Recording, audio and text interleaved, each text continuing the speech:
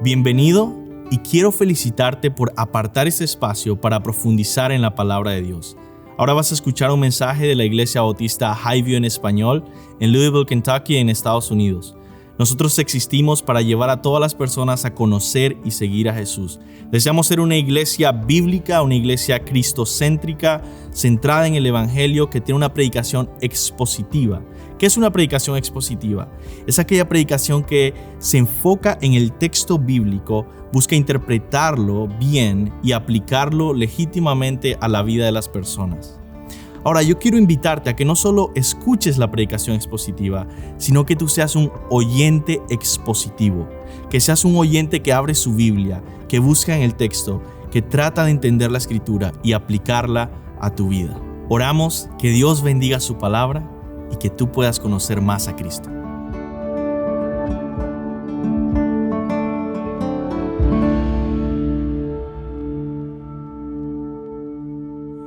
Amén. Pueden abrir sus Biblias en Apocalipsis, capítulo 2. Apocalipsis, capítulo 2. Estamos en el versículo 12 al 17. La tercera carta de Jesús a una iglesia local que está en una ciudad llamada Pérgamo.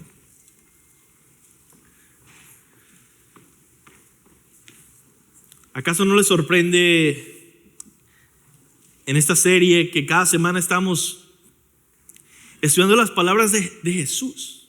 Se nos olvidan que este es Jesús, el que murió y resucitó, como Él mismo se introduce, hablando palabras de vida con la autoridad que Él dice que toda autoridad me ha sido dada en el cielo y en la tierra. Con la autoridad suprema, con el poder infinito de Dios, con el amor cercano de aquel que dio su vida por su iglesia, por su novia, para santificarla y hacerla pura para Él. Y ahora Él le habla palabras. Vamos a estar en esta tercera carta, el mensaje a Pérgamo, pero primero vamos a orar pidiéndole al Señor que moldee nuestros corazones, ablande nuestros corazones para ver en su palabra la gloria de Dios.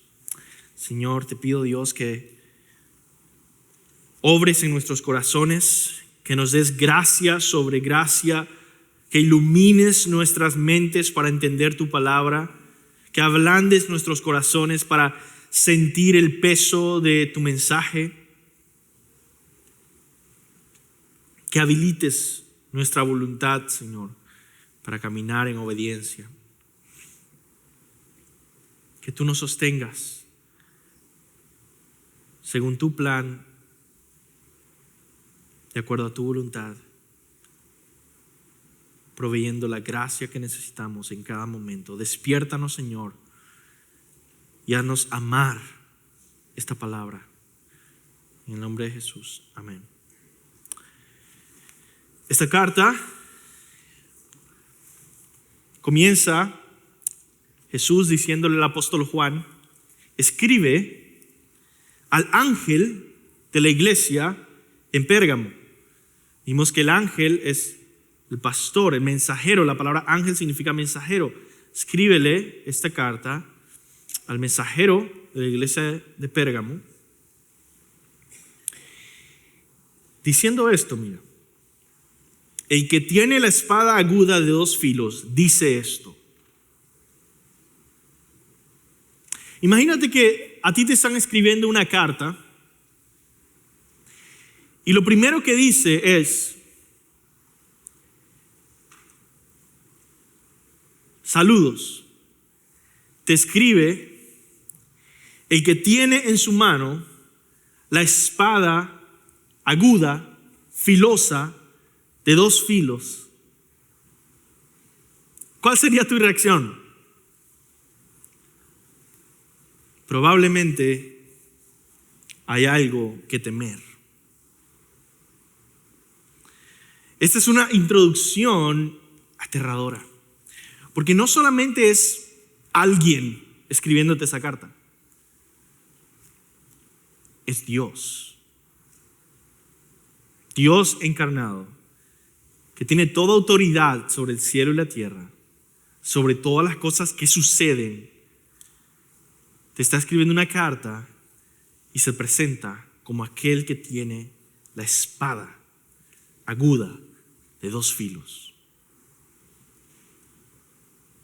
Esa palabra que dice espada, de hecho, en el griego es el nombre de una espada específica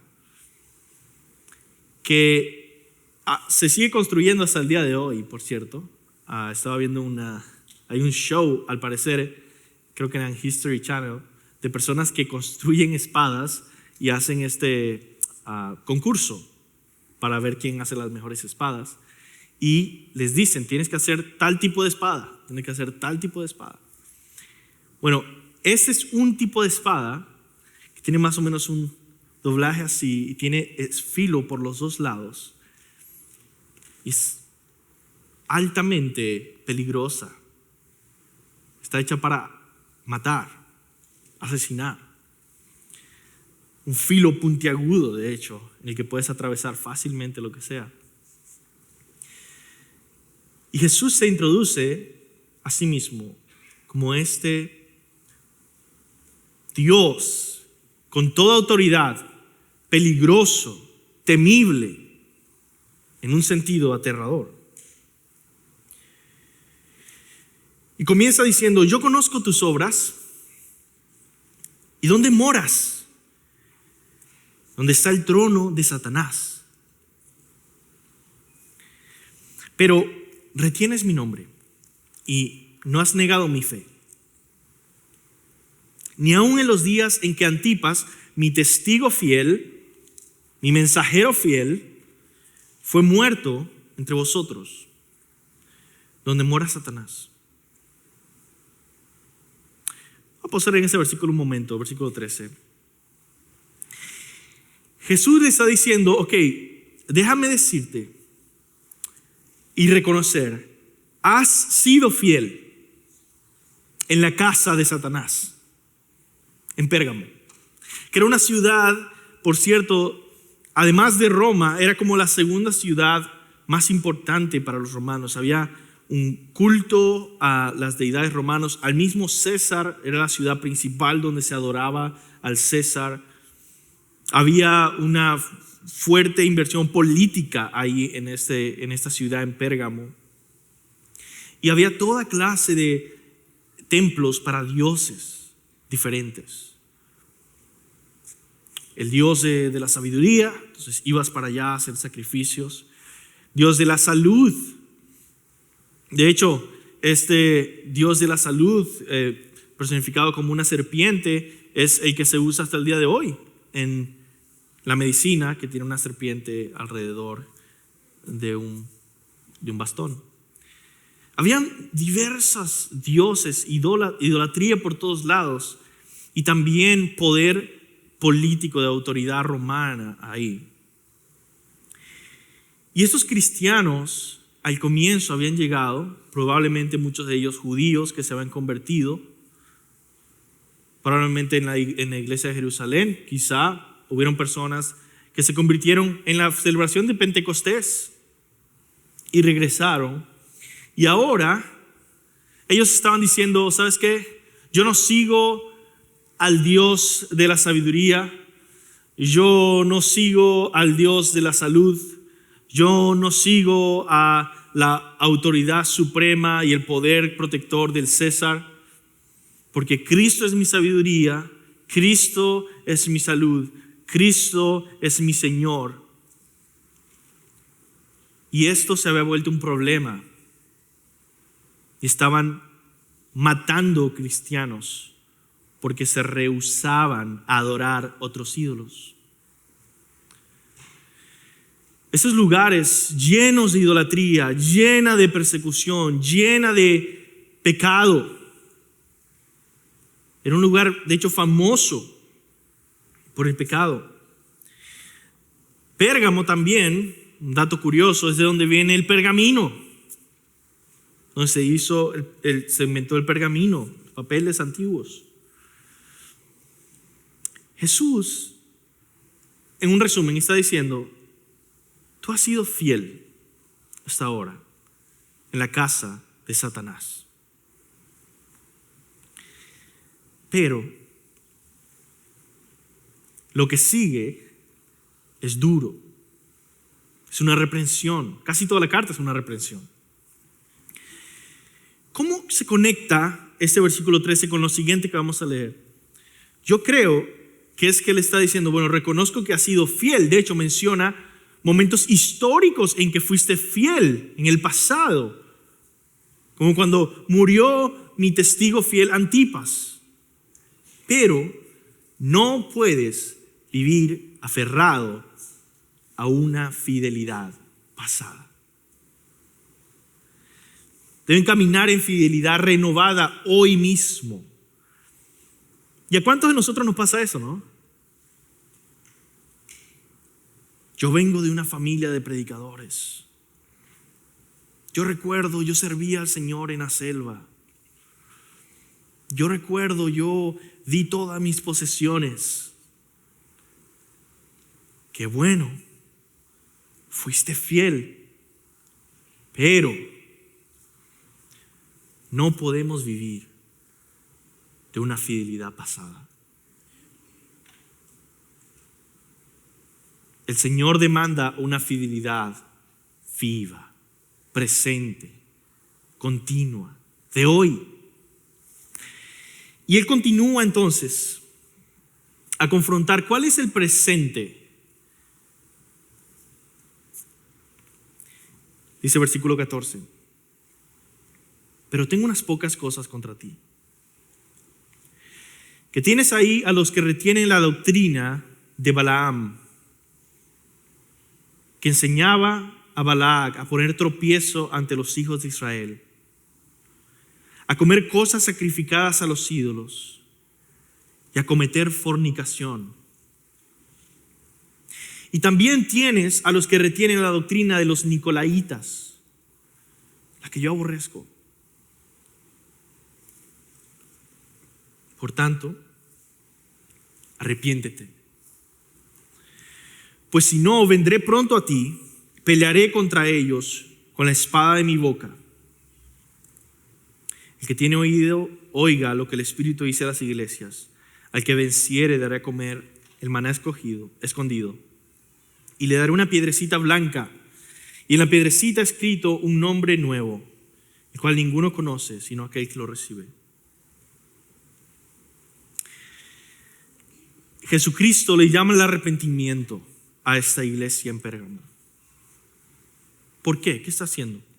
Esta iglesia está tolerando y dejando que personas con una doctrina distinta, una doctrina no bíblica, tengan influencia entre ellos.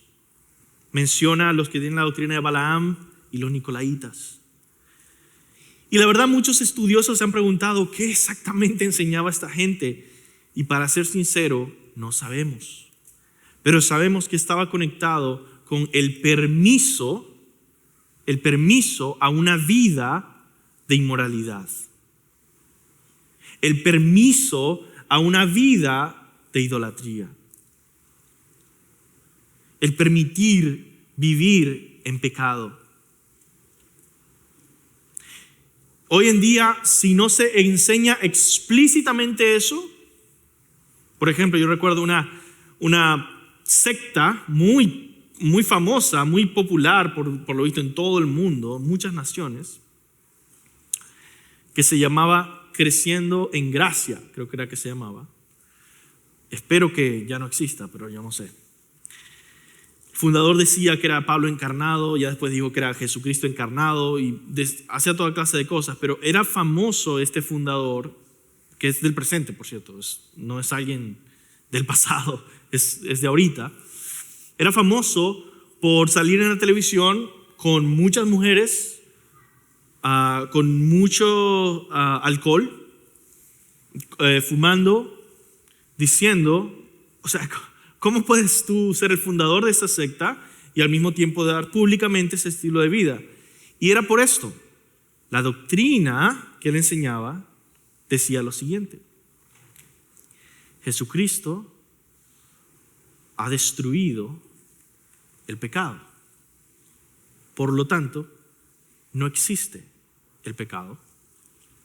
Por lo tanto, toda la inmoralidad que estoy haciendo no es pecado. Creciendo en gracia. No existe el pecado. Yo digo, no sabemos qué enseñaban los de Balaam ni los nicolaitas, pero algo parecido.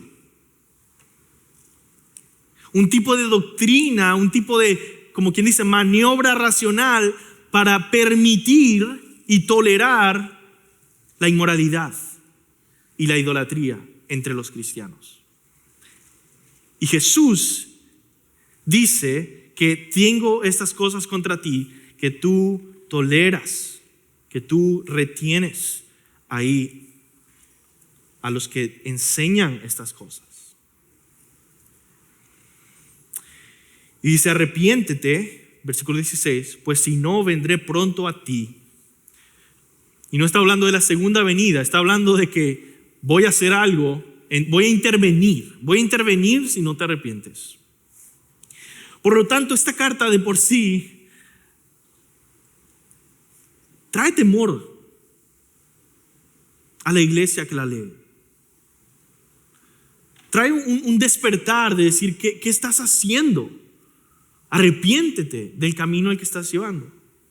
Por cierto, muchas iglesias hoy en día quizá no enseñan explícitamente una doctrina que permite la inmoralidad, pero muchas iglesias, quizá por estar silenciados, por no hablar en contra del pecado, terminan con el mismo resultado. Es decir, no te digo, peca, no hay problema. Pero cuando lo haces, nos quedamos callados. Nadie te dice nada. No queremos ser una iglesia legalista. No queremos ser una iglesia que te hace sentir incómodo. No queremos predicar de que el homosexualismo es pecado, porque ¿qué tal si alguien se ofende? Entonces no hablemos de nada del pecado. Lamentablemente poco a poco se va llenando más y más la iglesia de inmoralidad y el resultado es el mismo. Por lo tanto, el peligro que había aquí es algo de lo que podemos aprender hoy en día y toma diversas formas. Entonces ya fuimos rápidamente por el texto, ya leímos el texto, entendimos más o menos el texto. Y yo quiero que nosotros nos enfoquemos en unas lecciones que podemos aprender de este texto. Y este mensaje lo titulé Fieles a Cristo en la casa de Satanás. Y eso es lo que tiene de único esta carta, que le dice, tú estás viviendo donde está el trono de Satanás, tú vives en la casa de Satanás, donde Satanás vive. Y él está llamando a ser fieles ahí. Sinceramente, yo creo que nosotros podemos escuchar eso de una manera muy directa, muy clara. Nosotros mismos muchas veces tenemos la tentación de tolerar el pecado, el mundo y la idolatría en nuestras propias casas, en nuestras propias vidas, en nuestros propios corazones y en nuestras propias iglesias. O sea, ni siquiera es que el llamado sea que Jesucristo le dice a la iglesia de Pérgamo, hey, tienes que ir por allá por los otros templos a destruir esos templos y decirles que son pecadores. No. Jesús está diciendo, no es que estás tolerando el pecado en la sociedad, es que estás tolerando el pecado en tu propia congregación, en tu propia vida. Y yo quiero que salgan con esa mentalidad. No que salgan diciendo, bueno, ahora sí voy a empezar a escribir a todo el mundo en Facebook que son unos pecadores. Sino que diga, espérate, creo que hay algo más difícil aquí creo que hay algo más profundo aquí. Y es que tú mismo y yo mismo hemos tolerado el pecado en nuestro propio hogar. Y no solo en nuestra iglesia, pero en nuestra propia casa de cada uno. En nuestra propia vida y corazón. Ahí es que se pone difícil. Es fácil insultar a los de afuera. Difícil cuando empezamos a examinar nuestras propias vidas. Y yo sé, hermanos, que al final meditar en esto es difícil porque es triste. Imagínense qué triste sea para esta iglesia de Pérgamo escuchar esto de Jesús. Es triste, es duro, pero es necesario. Yo creo que nosotros compartimos el mismo problema de la iglesia de Pérgamo.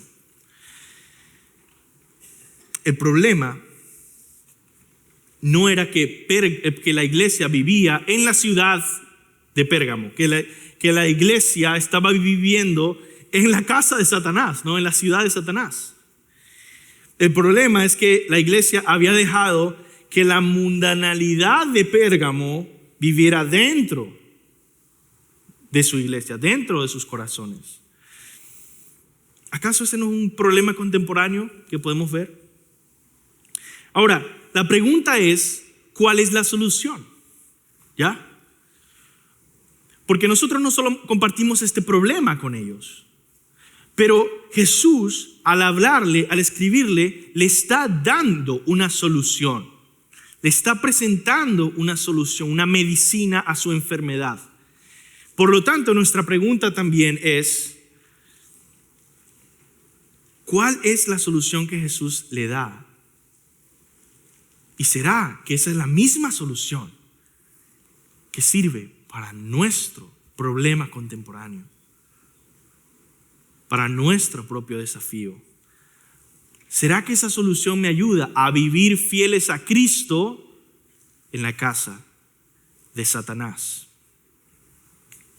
Yo digo sí. Esta carta nos enseña cómo podemos ser fieles a Cristo viviendo en la ciudad de Satanás, la sociedad del pecado.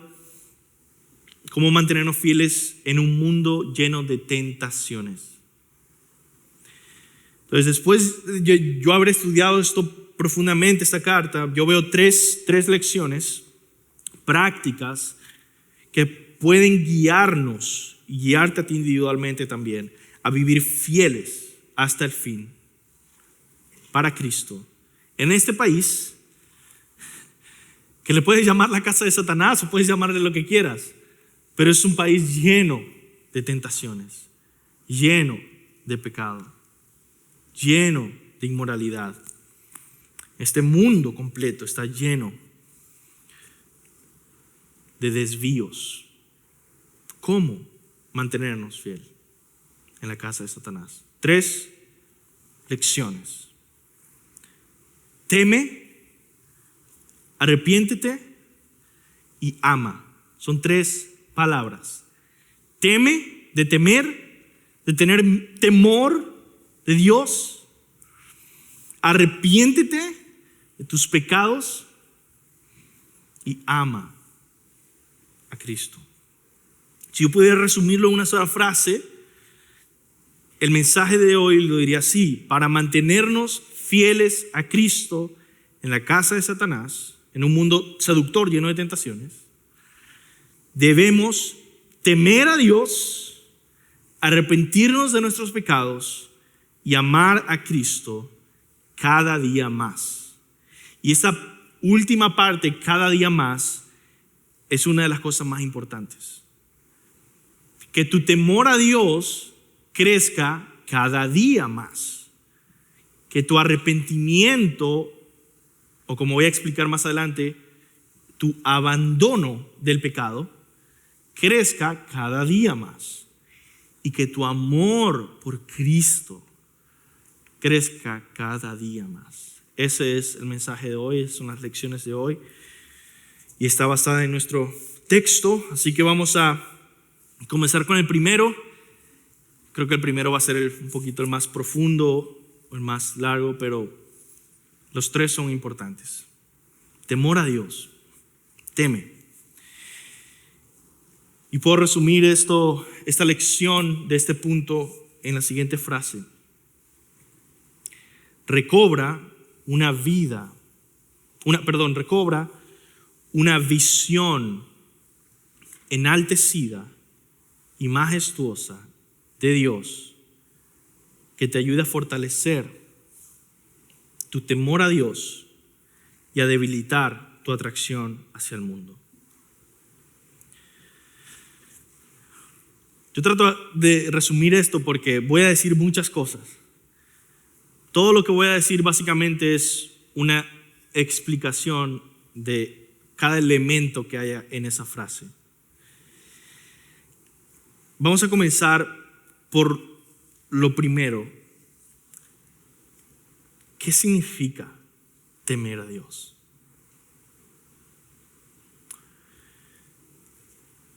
Es interesante que Jesús nos dice que no temamos al que nos puede hacer daño. No temamos al que quiere matarnos por ser cristianos, o no temamos a Satanás mismo, pero que temamos a Dios. Y fíjate, a mí siempre se me ha quedado este versículo en mi corazón. Jesús confronta a estas personas que tienen miedo y dice: no temáis a los que matan el cuerpo, mas el alma no pueden matar. Temed más bien aquel que puede destruir el alma y el cuerpo en el infierno. Está hablando de Dios.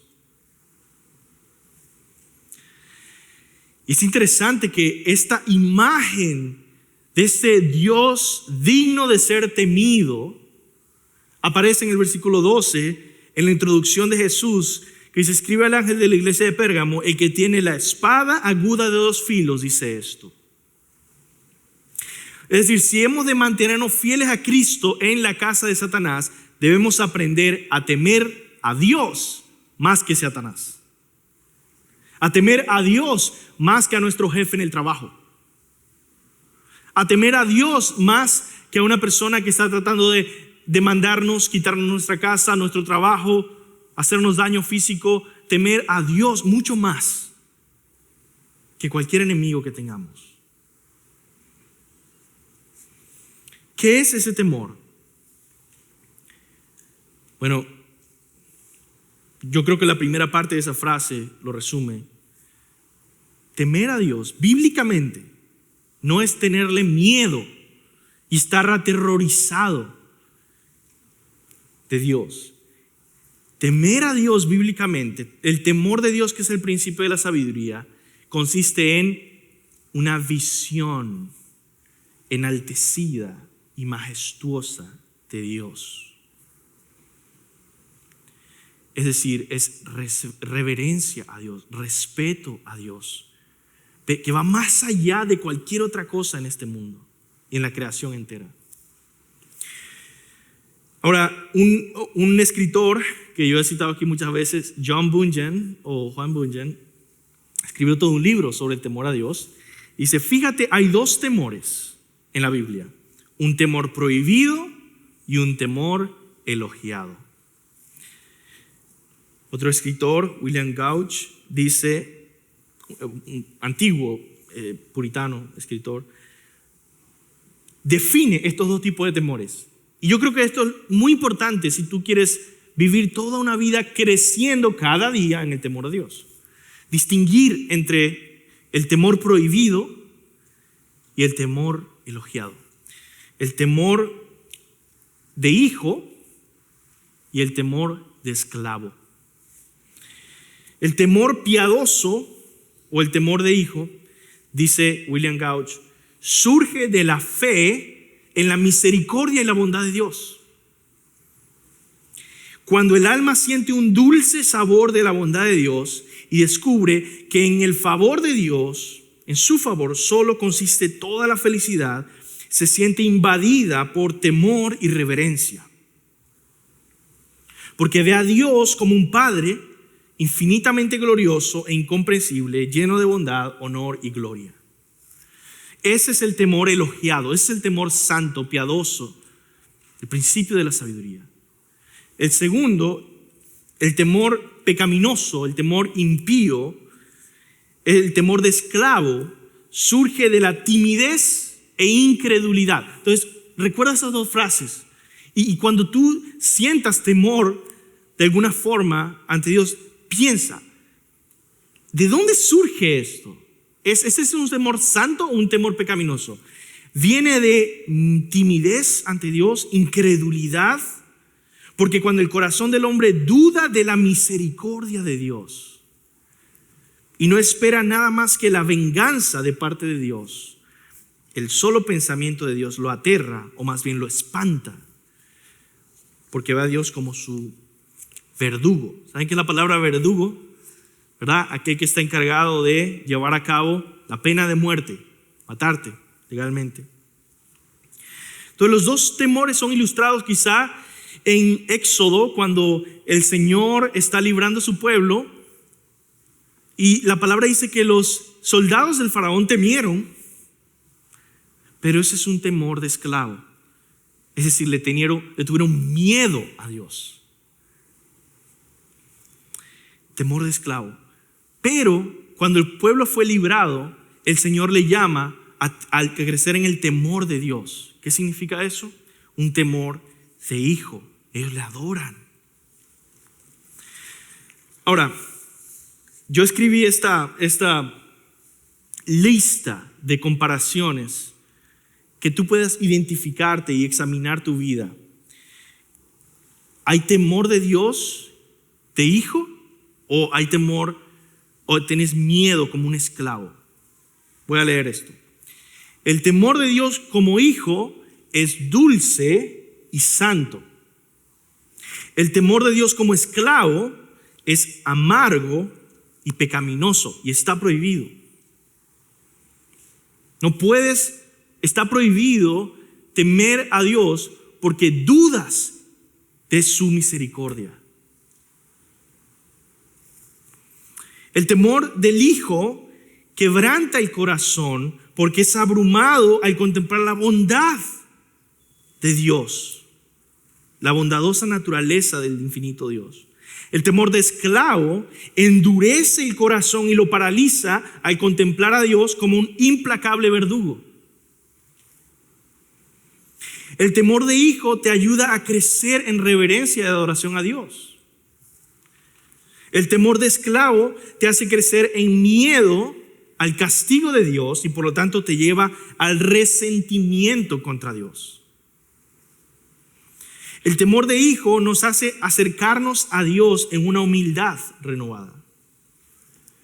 El temor de esclavo nos hace alejarnos de Dios, que eso es muy importante. El temor de hijo nos hace acercarnos a Dios. El temor de esclavo nos hace alejarnos de Dios. El temor de hijo lleva al arrepentimiento genuino. El temor de esclavo produce una dolorosa vergüenza. Tengo miedo a Dios y solo siento vergüenza. Si tengo el temor santo a Dios, experimento arrepentimiento.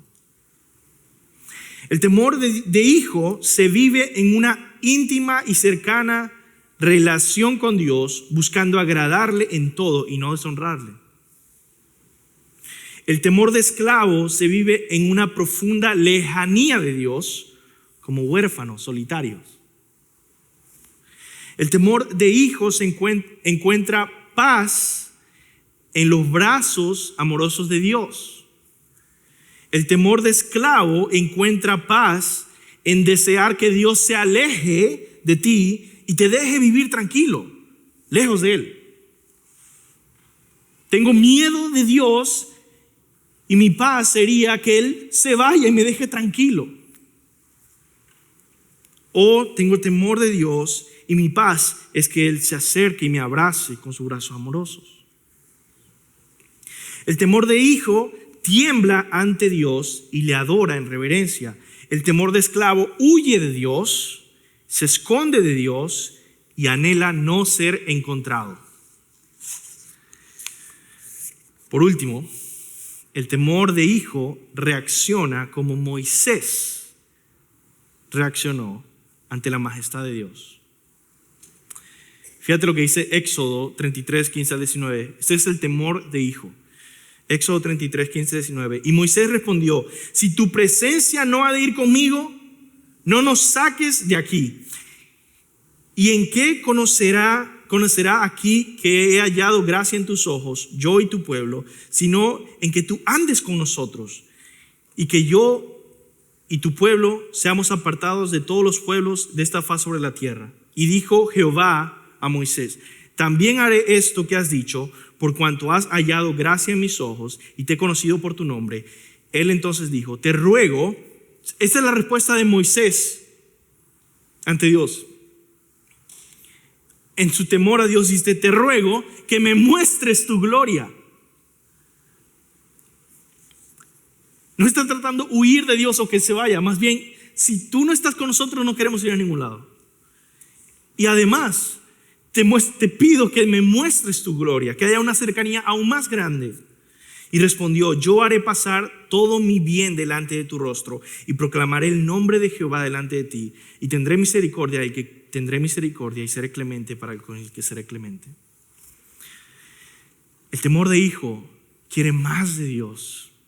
El temor de esclavo reacciona como los reyes de la tierra van a reaccionar en Apocalipsis ante la venida del Cordero. Dice Apocalipsis 6, el 15 al 16. Mira este temor de los reyes. Los reyes de la tierra, los magnates, los jefes militares, los ricos, los poderosos y todos los demás, esclavos y libres, se escondieron en cuevas y entre las peñas de las montañas. Todos gritaban a las montañas y las peñas: caigan sobre nosotros y escóndanos de la mirada del que está sentado en el trono y de la ira del Cordero. Creo que eso es suficiente para ilustrar los dos tipos de temores: uno prohibido y uno elogiado. En conclusión, Jesús dice, versículo 12, escribe al ángel de la iglesia de Pérgamo: el que tiene la espada aguda de dos filos dice esto. Pregunta: si en Cristo ya no hay más condenación, si el cristiano ya no tiene que tener miedo de la condenación de Dios, ¿por qué Jesús se presenta a una iglesia de cristianos y les dice: tengo la espada de dos filos aguda en mis manos?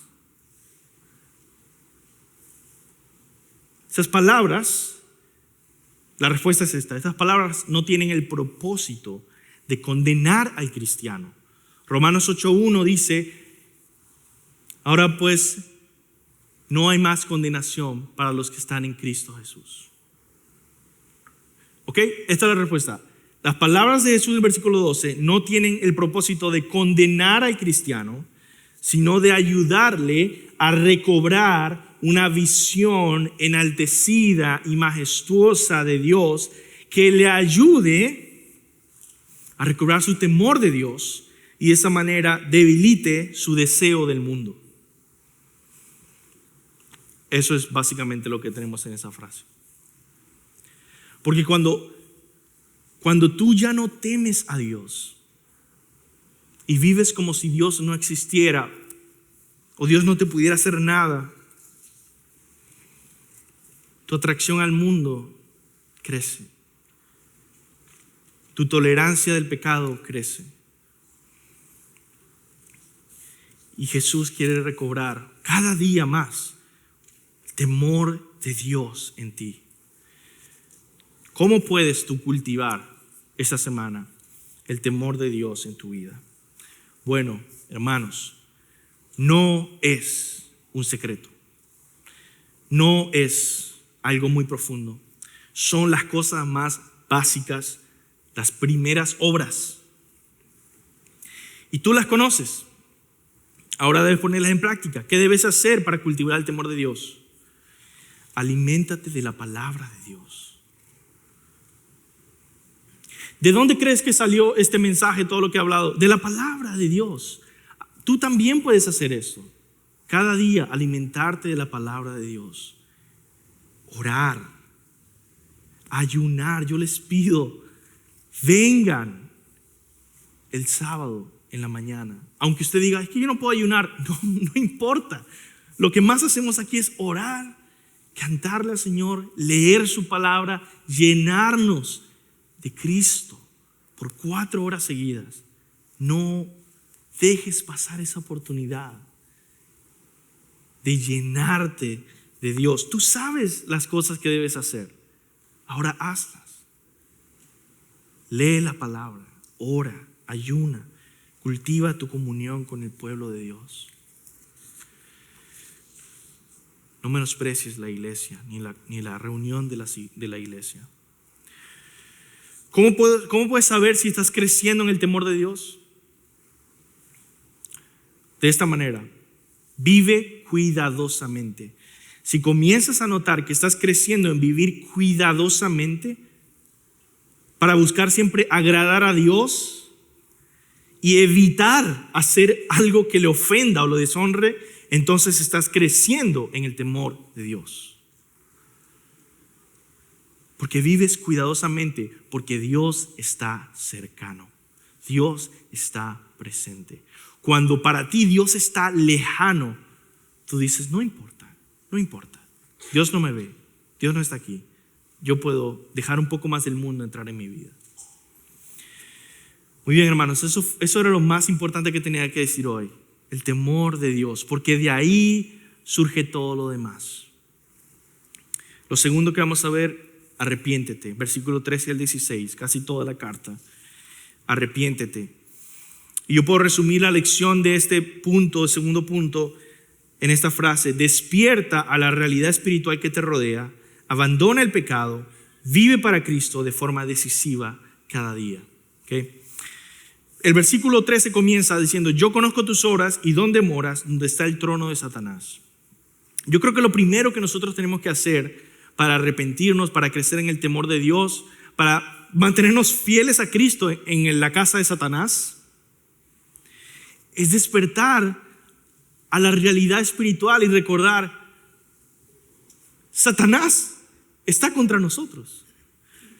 Hermanos, yo no les puedo decir cuántas veces hay problemas y conflictos entre cristianos, entre hermanos en las iglesias, que se rompen, se solucionan simplemente al despertar a la realidad espiritual. Cuando uno de esos hermanos recuerda: espérate, estamos peleando,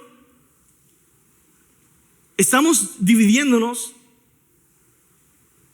Creo que Satanás quiere sembrar división en esta iglesia. Y así, hermanos, despiertan estas personas y dicen: ¿sabes qué? Es cierto. Yo no quiero dejar que Satanás siembre discordia y divisiones por medio de mí.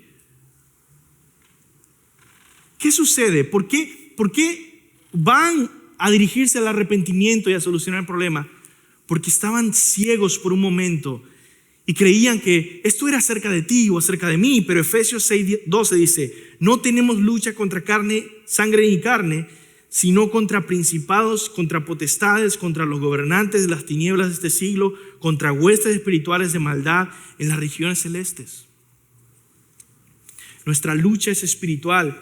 Por lo tanto, lo primero que tienes que hacer, según el versículo 13, yo veo ahí, es que Jesús les está recordando: hey, ustedes no están viviendo solo entre sus dinámicas de iglesia, es que están viviendo donde está el trono de Satanás, dice. Quizás eso nos ayuda a vivir un poquito más cuidadosamente y no vivir como si no pasara nada, como si no hubiera peligro. Así que lo primero, despierta a la realidad espiritual que te rodea, abandona el pecado. Segundo, dice la frase, porque en el versículo 14 en adelante, él expone el pecado que hay y dice: arrepiéntete, si no vendré a ti pronto y pelearé contra ellos con la espada de mi boca. Así que yo quiero decirte, si yo te estoy diciendo que tienes que arrepentirte cada día, crecer en arrepentimiento cada día, ¿qué significa el arrepentimiento? Lamentablemente, hermanos, hemos perdido el sentido de lo que significa el arrepentimiento. Porque el mundo y las películas y la televisión usa mucho esa palabra. Y la ha usado tanto que ha cambiado su significado. Y no recordamos qué es lo que significa en la Biblia. Eso se ve cuando una persona viene y dice, ¿sabes qué? Estoy bien arrepentido por esto. Y lo que significa es, me duele, lo siento aquí, tengo un sentimiento de disgusto de que ha pasado eso. Eso es el arrepentimiento. Eso no es el arrepentimiento. Entonces, ¿qué es? Jesús le dice, arrepiéntete. Es decir, iglesia de Pérgamo, sigue dejando ahí a los de Balaam y los nicolaitas, pero siéntete mal. Siéntete mal mientras los dejas. No, eso no es arrepentirse. ¿Qué es arrepentirse? Esto es arrepentirse. Arrepentirse del pecado no es otra cosa que abandonar el pecado con el propósito de vivir para Cristo. Abandonar decisivamente el pecado con el propósito de vivir para Cristo. ¿Quiere decir que una persona que se arrepiente no va a pecar más? No, yo no estoy diciendo eso. Pero que el arrepentimiento genuino es un abandono decisivo, un cambio decisivo del pecado. Un abandono decisivo del pecado con el propósito de vivir para Cristo. Si tú quieres encontrar un versículo donde se define, yo creo perfectamente el arrepentimiento, Tito 2:12. El arrepentimiento tiene estas dos dinámicas, ¿no? Tú abandonas el pecado y tú vives para Cristo. Esas dos cosas son necesarias para el arrepentimiento bíblico, ¿ok? Vemos esta dinámica en Tito 2:12, perfectamente ilustrada. Comenzando con el versículo 11, el versículo anterior dice, porque la gracia de Dios se ha manifestado para la salvación a todos los hombres, enseñándonos que renunciando, ahí está la palabra renunciar, ¿verdad? Renunciando a la impiedad y los deseos mundanos, vivamos, esa palabra positiva, ¿no? Vivamos en este siglo sobria, justa y piadosamente. Renunciando, abandonando el pecado, ahora vivamos para Cristo, sobria, justa y piadosamente. Esa es la definición del arrepentimiento. El arrepentimiento verdadero es un cambio interno producido por el Espíritu Santo en tu corazón y se manifiesta en un cambio de vida real. No puedes arrepentirte sin Dios. Es una obra de la gracia de Dios en tu corazón. Por lo tanto, el arrepentimiento depende de Dios. Señor, obra en mí, ayúdame a arrepentirme y abandonar decisivamente el pecado para vivir para Cristo cada día. Eso es otra cosa, que el arrepentimiento es un estilo de vida.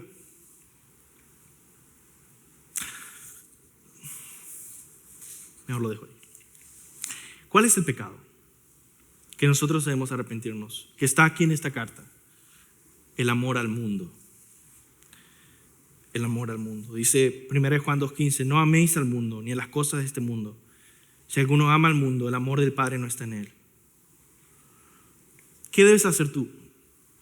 Haz un cambio decisivo, dependiendo del Espíritu Santo, haz un cambio decisivo en tu relación con el mundo, en tu relación con Satanás, en tu relación con el pecado. Ven a Cristo y arrepiéntete. Hay este juego que a veces se hace, ¿no? Toma la bandera, ¿no? Hay dos equipos, está dividido en la mitad. Uno tiene una bandera, otro tiene otra bandera. Son dos equipos. El que gana es el que logra tomar la bandera del enemigo y llevarla a su territorio. O al revés, tomar su bandera y ponerla en el territorio enemigo. Yo no sé, yo no lo he jugado mucho, así que ustedes sabrán mejor. El punto de lo que digo es, ¿qué significa? ¿Qué quiere decir Dios a tu vida con este mensaje, este segundo punto de arrepentimiento? Pon tu bandera en el territorio de Cristo hoy. ¿Verdad? Abandona el pecado, ese es el punto, abandona el pecado y ven a Cristo. Pon tu bandera en el territorio de Cristo. Haz tu hogar en Cristo hoy y cada día. Y hermanos, yo quiero decirles, esa es una invitación tan dulce. Y yo quiero recordarles esto porque hay un malentendimiento tan dañino del arrepentimiento. Estaba discutiendo con unos pastores yo esta semana pasada, ¿no? De eso. No le pidas arrepentirse a la gente. Eso de arrepentirse no. Y digo, ¿qué visión tan negativa, corrompida y antibíblica del arrepentimiento? El arrepentimiento no es algo feo. El arrepentimiento no es algo amargo. El arrepentimiento bíblico es una invitación a la vida y al gozo y a la luz y a la libertad del pecado. ¿Cómo que no le pidas? Estás diciendo no le ofrezcas la bendición de salir de un terreno de muerte, condenación, esclavitud, para decirle, hey, acompáñame y vamos a donde está la vida, la libertad, la vida eterna, la santidad del Señor. Eso no es algo amargo o feo, o dice, oh, qué difícil llamar a alguien al arrepentimiento. Estás invitándole al lado del gozo, al lado de la vida abundante, de verdad, vivir para Cristo, en cada día. Muy bien, terminemos con el tercer punto, y es el último versículo 17, que es el más enigmático, ¿no? Porque habla de una piedrecita blanca, de un nuevo nombre, ¿qué es estas cosas, no? Y mi punto es este: todo lo que está diciendo, él está diciendo esto: ama. Versículo 17: el que tiene oídos, oiga lo que el Espíritu dice a las iglesias. Al que venciere daré a comer del maná escondido, y le daré una piedrecita blanca, y en la piedrecita escrito un nombre nuevo, el cual ninguno conoce sino aquel que lo recibe. Recordemos que estas visiones de Apocalipsis son simbólicas. ¿Qué quiere decir? Simbólico es algo que tiene un significado. ¿Cuál es el significado de esto que está diciendo Jesús? Bueno, ¿qué es el maná escondido? Bueno, Cristo es el maná escondido. Es una invitación a la cena del Cordero que más adelante se va a conversar en Apocalipsis. ¿Y qué es la cena con el Cordero? Otra vez, es otra imagen para hablar de la comunión con Cristo. Segundo, ¿qué es la piedrecita blanca? Bueno, en esa época se usaba una piedrecita blanca como una entrada especial que se le daba a los campeones, a los que tenían victoria en los juegos. Entonces esa era tu entrada para entrar al banquete de los campeones. Otra vez, la piedrecita blanca, Jesús está diciendo, te daré entrada a la cena del Cordero. ¿Y qué es la cena del Cordero? A comunión con Cristo. Y por último, ¿qué es el nuevo nombre? Es el nombre, sobre todo en toda la Biblia, el nombre habla de tu identidad. Y cuando Jesús cambia el nombre de personas, le está dando un nuevo rol, una nueva identidad. Jesús dice, si tú vencieres, yo te daré una nueva identidad, un nuevo rol conmigo en comunión con Cristo. Por lo tanto, todo lo que Cristo está ofreciendo aquí en esta promesa es más de Cristo.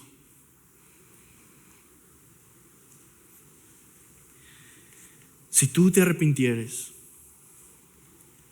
podrás tener más de Cristo. y en Él están escondidos todos los misterios y las bendiciones de Dios.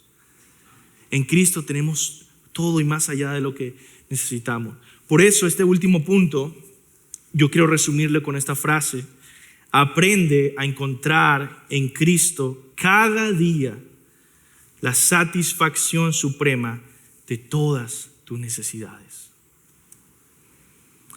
Aprende a encontrar en Cristo cada día la satisfacción suprema de todas tus necesidades. Hermanos, ese es un desafío para valientes, porque tienes que ir en contra de tu carne cada día para venir y satisfacer tus deseos en Cristo. Para venir y leer la palabra una y otra vez para encontrarte con Cristo. Para arrepentirte porque quieres dejar y abandonar el pecado para poder tener más de Cristo. En conclusión, el mensaje resumido hoy es: para mantenernos fieles a Cristo en la casa de Satanás, en un mundo lleno de tentaciones, debemos temer a Dios, arrepentirnos de nuestros pecados y amar a Cristo cada día más. Cada día crece en tu temor de Dios, temor de hijo, no de esclavo. Cada día crece en tu arrepentimiento, abandono del pecado para vivir para Cristo. Cada día crece en tu amor por Cristo, que significa encontrar en Él tu satisfacción, la satisfacción de todas tus necesidades. Entonces, le pido a Dios que te ayude a cultivar un corazón así, que teme a Dios, que se arrepiente, que ama a Cristo. Y quiero terminar con esa invitación, ¿no? Porque estamos aquí juntos y la vida cristiana no es algo solitario. ¿Qué tal? ¿Qué tal si nosotros, como familia, nos comprometemos a vivir abandonando nuestros pecados tan rápido como podamos, tan sinceramente como podamos, tan decisivamente como podamos, juntos? ¿Qué tal si nos ayudamos unos a otros a cultivar el temor de Dios cada día? Si nos ayudamos como familia a cultivar un asombro, maravilla de Dios. ¿Qué tal si nos recordamos unos a otros la suprema importancia de encontrar en Cristo la satisfacción de nuestras necesidades grandes y pequeñas? ¿Verdad? ¿Qué tal si nos comprometemos a vivir todos juntos siendo fieles a Cristo en la casa de Satanás? Vamos a orar. Señor, te pido que hagas en esta familia, en esta iglesia, una obra en la que podamos crecer en el temor de Dios como hijos. Que podamos crecer en arrepentirnos día a día, abandonar nuestros pecados para vivir para ti. Que podamos amarte a ti cada día más. Que aprendamos a volver al Evangelio cada día, una y otra vez. Satisfacer nuestras necesidades en ti, Señor. Que juntos vivamos fieles para Cristo en un mundo lleno de tentaciones, Señor. En nombre de Jesús. Amén.